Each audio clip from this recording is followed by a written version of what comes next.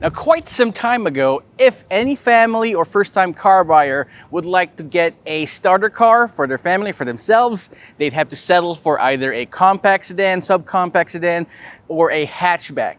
But what's the normal car buyer to do if they want something bigger with a limited budget? Well, we're going to talk about the car that revolutionized all of that. What's going on, guys? Roy Robles here for Zigwheels.Ph, and today we'll be talking about and reviewing the subcompact crossover SUV that started the revolution of living large on a budget, the MG ZS Style Plus Nite Edition. Now, I know you guys are familiar with the overall silhouette and look of the MG ZS by now. Since it was released about 3 years ago, a lot of people have been buying these models in droves, but what we got right here is the Nite Edition. For starters, you got these nice LED DRLs right here. Now, you got halogen for headlamps and fog lamps, but the DRLs, they're in LED. MG calls the design the London Eye design. They kind of resemble and call it after the London Eye. And of course, MG having that British heritage, they try to apply that on that design. You got these plastic but metallic colored skid plate design right there on the bottom. Give it a little bit more protection, of course, exude a particular SUV style to the car. Now you got those sharp lines on the hood, nothing really dramatic, just this large expanse of metal right there, and it looks really nice. Overall, the front end of the MG ZS really reminds me of more sophisticated, more expensive SUVs, and I'm glad that MG was able to apply this particular kind of design to a really affordable, compact crossover. Heading over to the side profile of the MG ZS, we find a hint of the only section where it has a chrome strip on it. This is the only chrome part of the MG ZS, and it's around the bottom part of the side windows. I think they added that to add just a little bit more contrast and for safety as well, because these things act as reflectors, especially at night.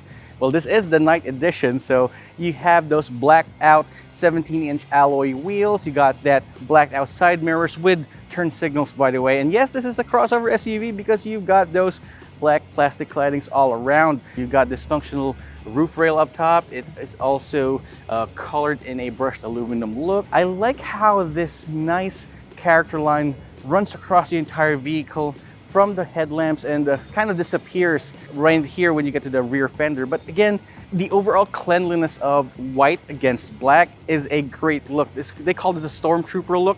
And personally, if you ask me if I want to have my own MG ZS or any other car, I'd color it this way.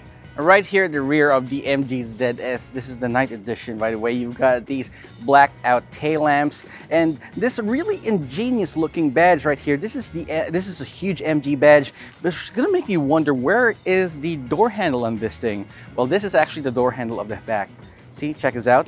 Just push on that huge MG logo, just put it down a bit, and then it's gonna open up itself. If you noticed, this MG ZS Style Plus edition, with a Nite Edition, by the way, does have a power tailgate.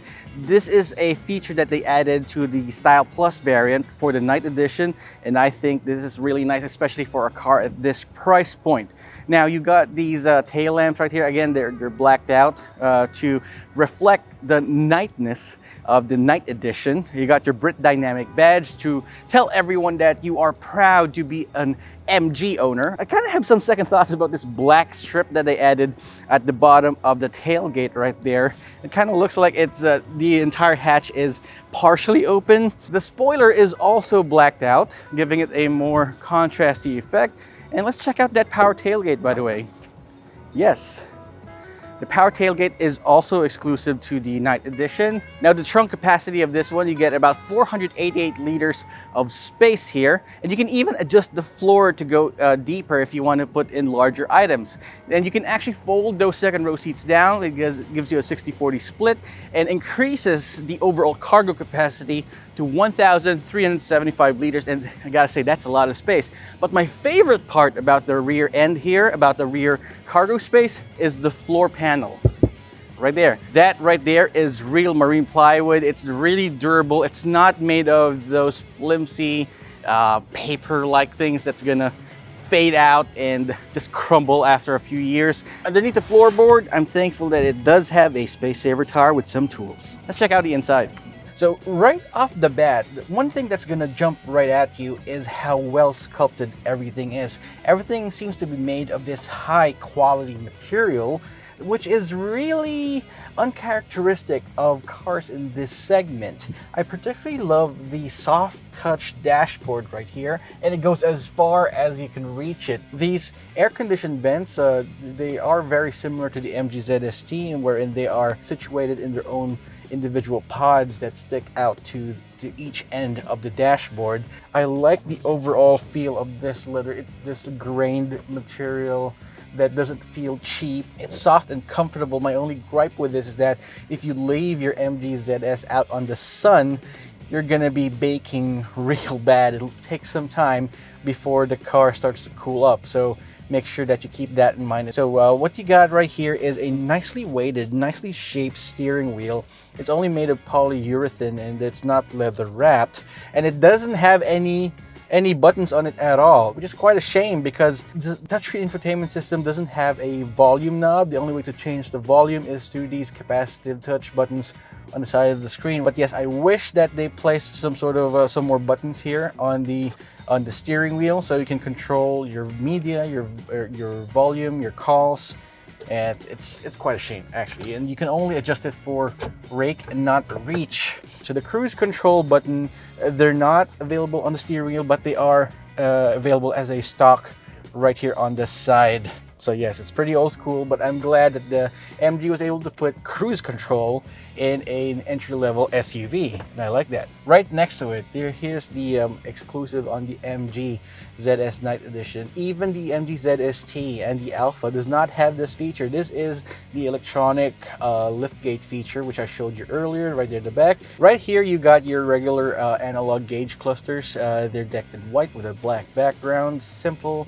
It's very readable, and it's nice. This is the highlight of the entire interior, though. This is a 10.1-inch touchscreen infotainment system, pretty much like an iPad now, which does have Apple CarPlay and Android Auto and powers 6 amazing speakers. This is actually an Android head unit. What does that mean? You've got a tablet stuck right here on the dashboard. It has access to Google Play services. You can actually connect your Wi-Fi to it. You can connect it to Wi-Fi, and if you're parked somewhere safe, you can watch YouTube, you can watch Netflix, and you can even access your Waze, your Google Maps there. It's no problems. What is quite underwhelming though is the backup camera, because the backup camera that shows here right on the screen doesn't look very appealing at all. I mean, I'm glad that there's a backup camera with those guidelines there to help you with parking, but the system doesn't look very nice. It looks like one of those CCTV videos that you watch on YouTube where you know something bad's gonna happen in the end. But again, I'm glad that it does have a backup camera with parking sensors there in the rear. So you got your regular manual air control systems here and a 12-volt socket. There's no USB ports here. Actually, there is a USB port. You can connect your phones to these little dongles right here for your phone and for what seems to be a DVR in. DVR. What is a DVR? Titos, tell me what a DVR is. I don't know what DVR stands for. Anyway, put it back there. And again, here we go. The MG freebie makes another appearance. You can put all your paperwork in this red hard case. These small things I really appreciate from MG. And I was told that this is available in all MG cars. Even the MG5 that we drove last time has that particular hard case. And yes, I like that. It does have a dome light right here up front. It's actually called a map light. Once you find it right here, it got the map light, but no dome light, which is odd because it's a huge expanse right there in the back. And if you need to find something in the dark, you're gonna have to use your phone as a flashlight, like a caveman. Let's head over to the back and see how that works out. All right, right here in the back is where I know and realize why people buy crossover SUVs, because of all the space that you have right here. Now, along with the cargo space and luggage space that you can put right there in the back, you can actually sit 3 people right here, no problems. I mean, right now I'm sitting very comfortably right in front of my own optimum driving position, and I still have a lot of space for my knees, a lot of space for my legs, knees, and feet.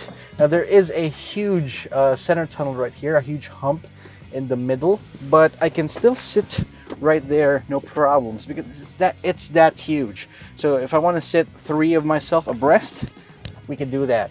All right, so let's take this out for a drive and let's see how the MG ZS goes. So this is my first time driving the MG ZS. And when I asked MG Philippines if I could test out the MG ZS, they said, haven't you reviewed it yet? I said, nope. Because this is one of their first cars that they've introduced in the Philippines. And I gotta say, I definitely missed out on a lot because the driving dynamics of this car is just top notch. I mean, you only have a 1.5 liter dual overhead cam, naturally aspirated 4-cylinder engine under the hood that makes 112 horsepower and 150 Newton meters of torque, which doesn't sound like a lot on paper. And I don't say this a lot, but it doesn't feel like it has that much power because it feels like it has so much more.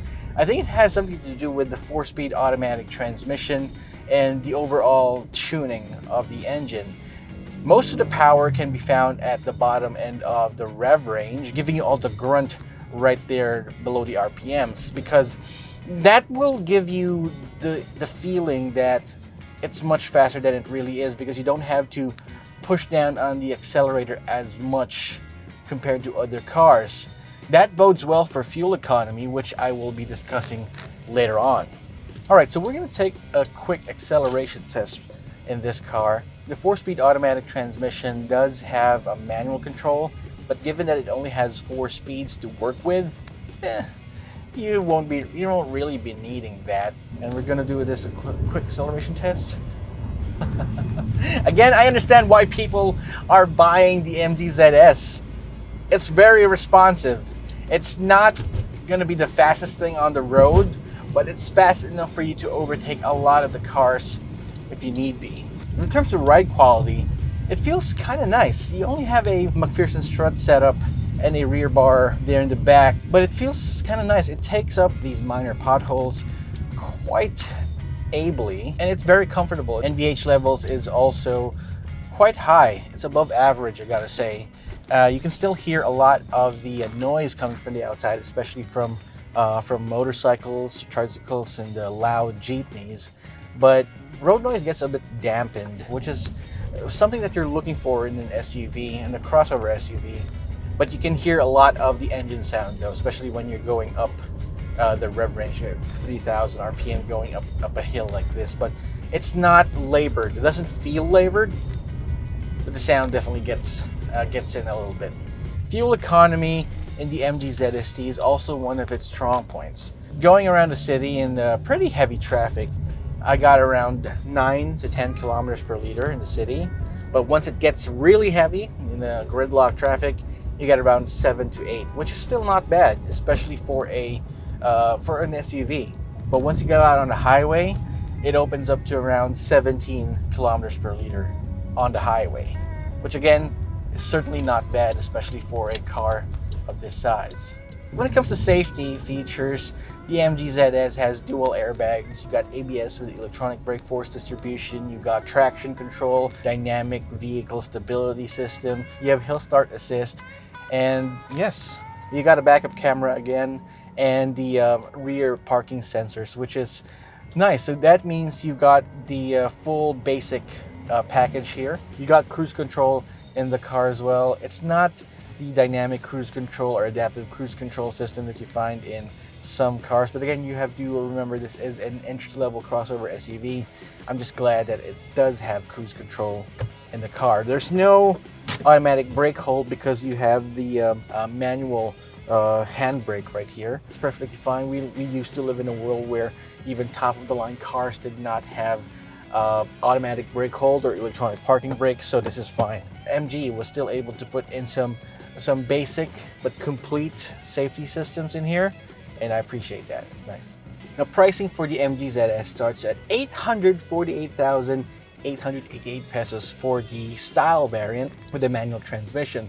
But if you want to move up to an automatic transmission, you're going to have to go for the style automatic variant, and that comes in at around 898,888 pesos. The style plus variant, which is the same trim as this one, the same variant as this one, but without the black accents and the power tailgate, That comes in at 928,888 pesos. But if you want to move up to the Nite edition with the blacked out trims, the power tailgate and all that, this one though is at 1,018,888 pesos, which breaks the 1 million peso mark there.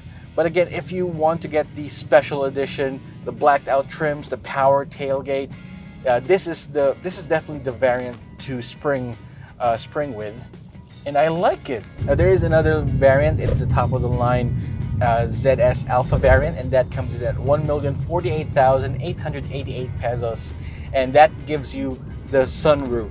This one doesn't have a sunroof, and you got halogen headlamps there, but that one has all the well, that's the full fat version, but you lose the power tailgate feature. Now if you're looking for other options from other brands, the MG ZS rivals are pretty plentiful and offer some good features as well. But the MG ZS offers quite a refinement that you won't find in those other vehicles. I mean, sure, some may be more affordable, sure, some might be more have more power, but the MG ZS somehow still is in the conversation of being a vehicle that you might want to purchase. And why is that? It's because of the total package. MG offers a 5-year, 100,000 kilometer warranty. You've got the MG app to make sure that you're connected to MG services. You've got their 24/7 roadside assistance, and of course the 1 hour and go service, PMS service, where PMS will only take an hour, and then you're off. You should be on your way. So these small add-ons, value-added services that you have when purchasing an MG vehicle, particularly the MG ZS, are good additions. I mean, apart from the initial purchase of a car, which this one of course is quite affordable, the support that MG is giving their vehicles is also commendable, and the services, the parts availability is also top-notch there as well. I've been reading up on some customer feedback with MG, and a lot of people seem to be quite satisfied. So yes, part of the reason why the MG ZS is still a top seller is because of all those factors. And yes, even though it has less power and there are more affordable options, I think the MG ZS is still quite an option. So yes, it's an easy recommendation for me for those looking for their first car or first SUV. So that's all I have to say about the MG ZS Nite Edition. I think it still offers a great value despite it being caught up by a lot of the competition in the market today, and it's still a great option for you guys if you're looking for a compact crossover SUV. But what do you think? Drop me a comment in the comment section down below. While you're at it, subscribe to our channel and hit that notification icon so you wouldn't miss any of our videos. This is Roy Robles from Zigwheels.Ph. I'll see you guys next time.